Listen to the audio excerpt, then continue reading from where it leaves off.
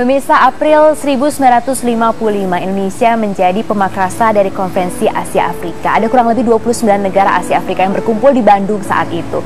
Dan kini 60 tahun sudah. Bagaimana kerjasama antara negara-negara Asia dan Afrika ini? Dan apa keuntungannya untuk Indonesia hingga saat ini?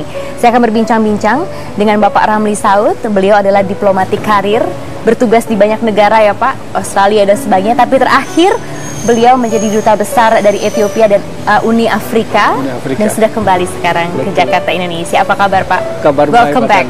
Thank you very much. Home sweet home. Home sweet home. Dan juga ada Ibu Eni Srihartati. Bu Eni adalah Direktur dari Institute for Development of Economics and Finance. Apa kabar Bu Eni? Baik Mbak Tantri. Ini 60 tahun sudah Konferensi Asia Afrika. Saya akan ke Pak Ramli terlebih dahulu. Pak Ramli, kalau kita berbicara mengenai negara Afrika, mungkin Bu Eni juga bisa setuju dengan saya atau tidak dan pemirsa. Pasti yang ada di pikiran kita adalah kemiskinan. Ebola, penyakit berarti Ibu. Miskin, gersang, gitu begitu ya.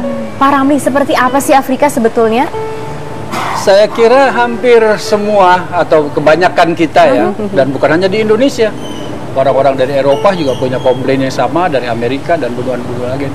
Afrika itu gersang, padang pasir, sama berarti ya Bu ya, miskin, penyakit, bodoh, nggak ada kemajuan dan lain-lain. Tetapi ketika saya datang ke Addis Ababa for the second time, saya pernah ke sana tahun 94. Ketika itu ditugaskan sebagai bahagian dari International Observer untuk pemilu demokrasi pertama. Lalu datang kedua kali. Yang saya lihat, kota Addis Ababa itu seperti disulap. Tahun 94 hanya ada satu bintang hotel. Sekarang semua hotel bintang 5 ada. Jadi anggapan ketika gersang, kemudian terbelakang dan sebagainya, beda sama sekali ya Pak? Tidak seperti itu. Memang ada sebahagian wilayah di Afrika yang karena curah hujannya kurang. Itu kemudian menjadi berita yang mencitrakan, menimbulkan image negatif seakan-akan Afrika seperti itu semua, padahal enggak. Nah, berarti pertanyaannya kemudian Pak Ramli, sekarang sudah berjalan 60 tahun sejak kita Indonesia menjadi pemakrasa di tahun 1955. Masih relevan tidak sih kalau kita memperingati Konferensi Asia Afrika? Konferensi Asia Afrika itu sebuah peristiwa sejarah penting dalam peradaban manusia modern. Bagaimana tidak? Dulu Afrika hanya 14 negara, sekarang sudah 56. Dulu Afrika hanya 250 juta orangnya, sekarang sudah 1,2 miliar. Dulu 90% orang Afrika miskin, sekarang hanya tinggal 40%. Nah, dalam kaitannya perayaan Asia Afrika atau peringatan Asia Afrika sekarang, ada 4 hal penting. Pertama, kita ingin menuntaskan proses dekolonisasi yang dulu giat didasarkan semangat Dasar-Sila. Negara-negara Afrika Asia banyak merdeka. Ya sekarang cuma sudah 120-an. Yang kedua, problem kemiskinan, keterbelakangan pendidikan, penyakit itu masih ada di beberapa negara dan ini menjadi problem kita bersama.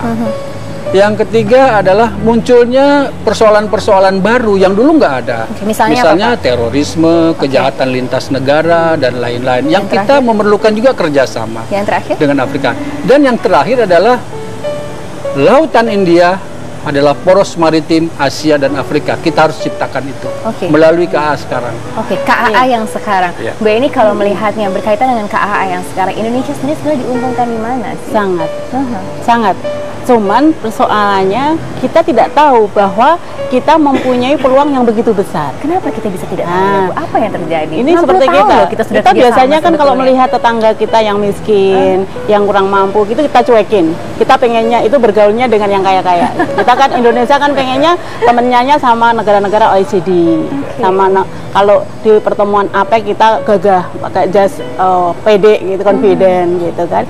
Tetapi begitu nanti datang atau bergaul dengan negara-negara Asia, Afrika, kalau Asia sudah enggak karena ada Jepang di sana, ada Cina dan sebagainya yang luar biasa ekonominya. Nah, mindset bahwa Afrika itu miskin, potensinya sangat terbelakang ekonominya, itu yang harus kita rubah. Karena data terakhir itu pertumbuhan ekonomi di Afrika itu sangat jauh dari kita. Berapa? Jadi rata-rata mereka malah tumbuh di atas 8%. Ada yang lebih dari Cina malahan. Ada beberapa negara Rwanda itu bagus ya Pak ya, Angola itu juga bagus. Nah, potensi ekonomi itu yang selama ini tidak pernah kita manfaatkan. Jadi begini Mbak, kalau misalnya kita merasa lebih ya, berarti kan justru kita punya daya saing dong di sana. Dan apalagi barang-barang yang dibutuhkan oleh Afrika itu adalah barang-barang yang notabene kita masih punya competitiveness. Afrika sekarang itu belum butuh komoditas-komoditas atau produk-produk yang high tech, yang kita sudah tidak mungkin mampu gitu kan.